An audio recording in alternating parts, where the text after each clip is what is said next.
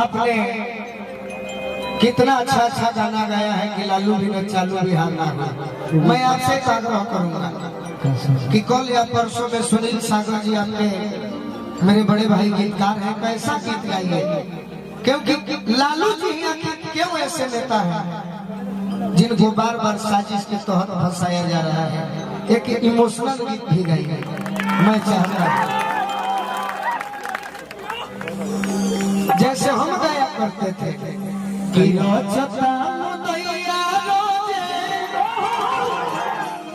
अरे नाया नाया कहे भेज दी हमारा लालू जी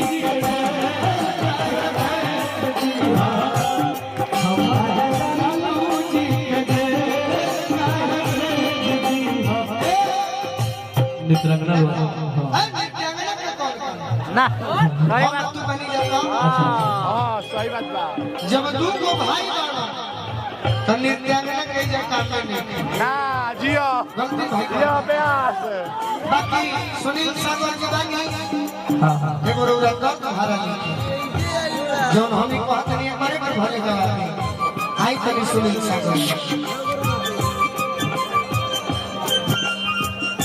सही में रौरा जतना फहिरान भाई को गाना लिखनी अगर का थारे लिखनी मुछिया वाला हमारा हमारा लागे रंगदार जोड़ी हिराने संगे जमेगा गीत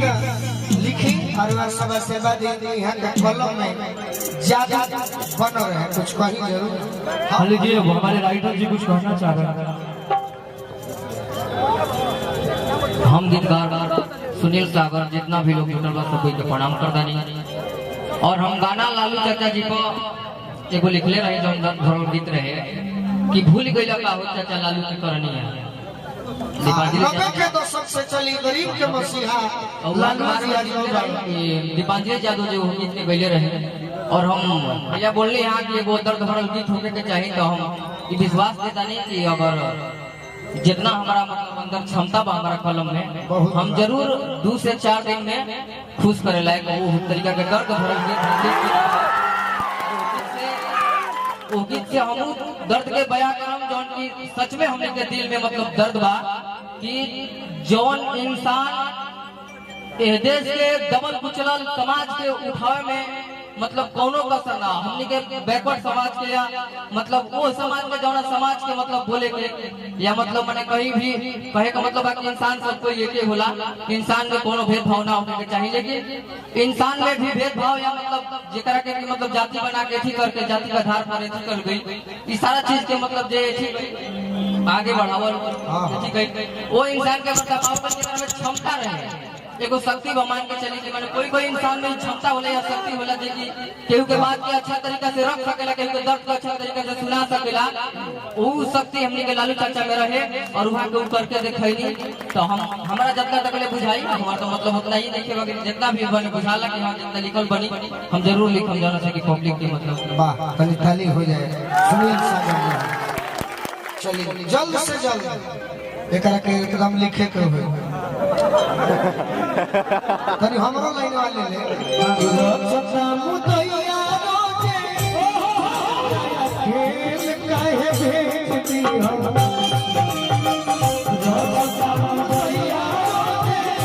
नया नया खेल काहे भेजती हम हमारा लालू जी के खेल काहे भेजती हम हमारा लालू जी के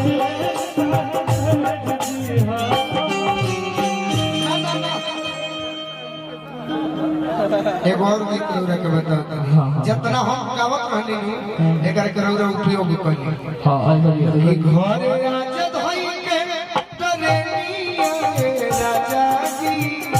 तने हारा जाओ हाला जान करो ध्यान से सुनो हाला कर तो सुनवा का घर राजा धई के अनेक सारा देश के रौरा आई लगे हम विजयी पक्के कर दी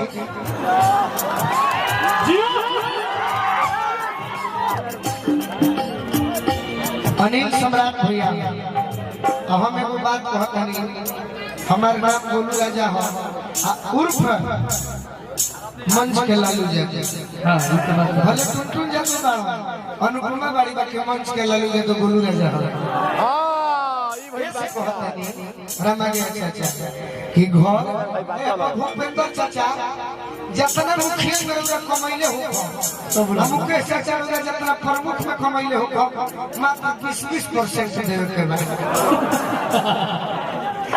कि घरे आजा भाई के तरनिया राजा जी